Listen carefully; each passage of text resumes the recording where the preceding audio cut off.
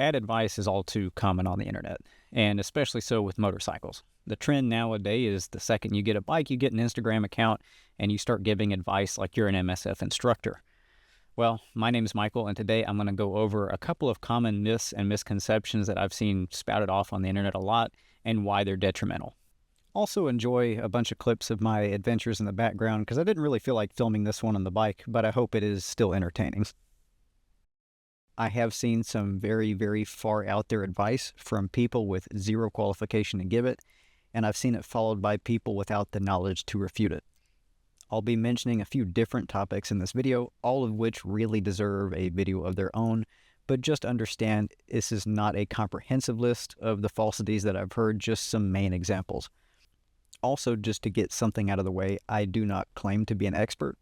I have a very large amount of experience for my age. I have taught people to ride in both an informal one-on-one environment as well as a professional volunteer environment. I was a service manager at a power sports dealer for 2.5 years, and I've been extremely fortunate to wrench on, own, and ride hundreds of motorcycles both in a professional and personal environment, from dirt to street to road course. I am not saying any of this to prop myself up, but as a viewer, I think you deserve to know who is giving you advice and what kind of experience that advice is coming from. I would also ask that you evaluate others giving advice, because 9 times out of 10, it's somebody who shouldn't. The biggest one I've seen, and arguably the worst, is people urging new riders to start on a 600 or 1000. This is by far the best way to tell someone has zero clue what they're talking about, and to be clear and state the obvious, this is mostly just pertaining to sport bikes. A 600cc cruiser is way different. The main argument of these people is that it's entirely possible if you have self-control. And of course it is. There are people who have started on a 600 or larger and been fine, but there is a huge flaw in that logic. Firstly, it relies heavily on survivorship bias. The people who didn't die on a 600 or 1000 as their first bike are obviously going to be the only ones around to give that advice. And most of this advice comes from people who didn't even start on a 600, just people who bought a 600 later and swear up and down they could have handled it as a novice. The second issue is that logic does not account for the fact that someone who is a new rider has zero reference for what self-control actually looks like on a bike, and that's the entire point.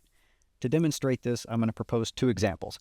The first one is easy to imagine because it's almost certainly happened to everyone watching this video. You're at a meet or a parking lot and a kid comes up and asks to rev your bike, and you say, "Sure, bud, just a little though," and immediately they take it to 10,000 fucking RPM. They don't do this because they think it's funny or they're disobedient. They do this because they have no concept of what a little means on a motorcycle. They've never ridden one. How can they know how much of a twist is a little or not? So by nature, if someone's never ridden a motorcycle whatsoever, or very, very little, and their first bike is one that can backflip if they dump the clutch accidentally at under half throttle, then it doesn't matter how much self-control they have if they don't have any reference to be able to exercise it. Okay, second example. Your buddies have their pilot's license, and you haven't had any training, but you're watching a YouTube video and been in a plane as a passenger before, maybe a few times.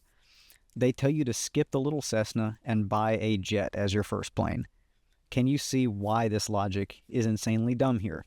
You've never flown a plane before, so naturally, with or without flying lessons, you should get one that's easier to handle first. This is a no-brainer. The other common argument is that you'll get bored of speed and outgrow the bike in a month.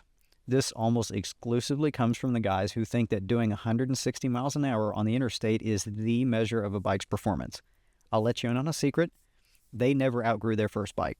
They went over 100 in a straight road, and their egos told them that they were good riders because of it.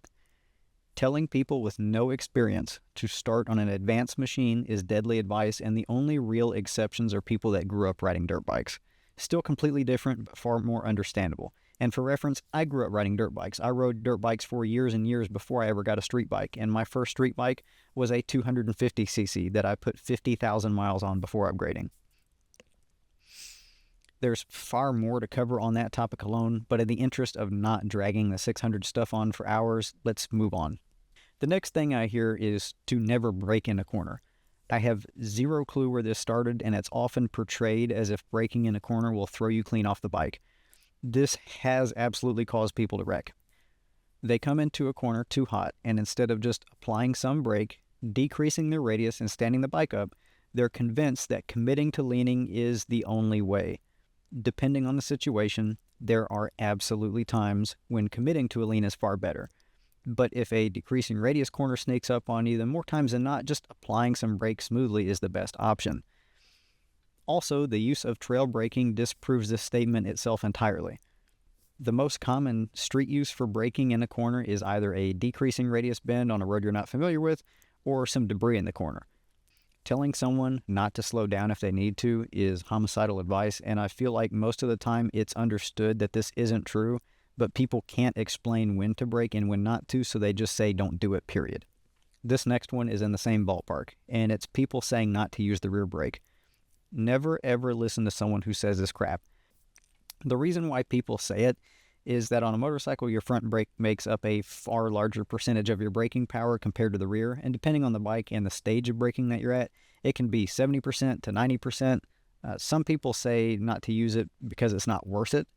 The other group of people who say this are people who think you'll hit a high side if you use your rear brake in a corner. This is equally not true unless you lock your rear brake or do it way too aggressively, which is also possible with a front brake.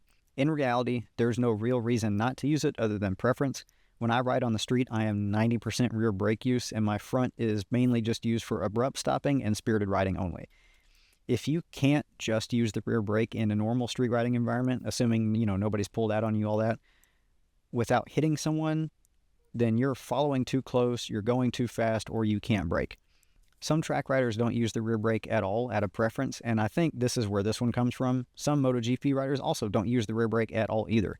It is something you can screw up if you do it wrong, but so is literally any other part of motorcycle riding. So just remember that if someone is telling you to ignore 10 to 30% of your stopping power, please do not get advice from that person. If anything, an inexperienced rider can recover from a rear brake lock far more consistently than a front wheel lock. Not to mention, rear brake stabilizes the bike at low speed. Just learn proper braking. Again, I think most of the time this is said, the person giving the advice knows it isn't true, but has no idea how to explain the concept of modulation, proper braking, etc. This last one isn't really as deadly, but it can increase bike wear and lead to engine issues down the line, and that is, you need to let your bike get up to temp before riding it. No. This myth comes from cars, specifically old cars, where it took a decent bit of time for the oil pressure to build up and lubricate the valve train. Most modern engines have oil pressure less than a second after they start. This is proven by your oil light. Your oil light is telling you when your oil pressure is too low, and it will go off almost immediately after you start your bike for this very reason. Some people also claim it's because of the tolerances in the motor. However, this is exactly why it's unhealthy to idle your bike for a long time before riding. Metal expands as it heats up, and manufacturers know this. A motor is designed to operate more or less, depending on the bike, between 180 and 220 degrees. Your bike will take significantly longer to reach these temperatures just idling. It is far better to start it and ride it easily until it's up to temp, and this is an important distinction. Do not, under any circumstances other than life or death, start anything with a motor and just floor it. Instead, drive around at quarter throttle or under until it's at temp. Remember the metal expanding thing? Well, it is a double-edged sword here. See, a motor is almost all metal. The cylinders themselves are thick and they have a lot of metal to heat up. Your piston is smaller and will heat up a lot faster. If you start riding your bike like you stole it, the second you start it up, the piston will expand faster than the cylinder. This causes the piston to rub against the cylinder wall, which will ruin your cross-hatching, meaning the piston will not be lubricated properly. Additionally, if you keep riding it like this, it can expand enough to lock the motor. So the correct statement is, the best practice is to start your bike and ride it under a quarter throttle until at operating temp. This is the best of both worlds, as you will allow the motor to heat up quicker and get within spec, but not so quick that you damage it. The statement of idling your bike until it's at operating temp is a misunderstanding of that statement, and it has been disproven for a long time. Also, while I didn't touch on this, idling for a long time isn't great for motors. You build up more carbon deposits, which for the average rider won't matter very much since they'll just blow it out anyway. But if you're idling the bike a crap ton and then just cruising around at like under 3,000 RPMs, then this can be an issue down the line, and is a large reason why people say to avoid buying used cop cars. I hope I was able to help some people out. Please call out these statements when you hear them, because in the best case they will confuse a new rider, and in the worst case they can kill one. Also, again, most of these topics can be a video on their own, and they really should be. Some things were simplified a ton for the purposes of making this video not a half an hour, And there's also plenty of other things I didn't get to talk about that I will likely make another video on soon, addressing those things too. I did fight the urge to call out a few creators specifically who make money off of giving terrible advice just because it gets clicks. But this is not meant to be a video bashing people. It's meant to educate people so that we can lift people up in the community and not make writers go down. I appreciate you watching. If you learned something or liked the video, consider subscribing and liking the video. It helps me and it helps other people see it. So thank you for watching, and rubber side down.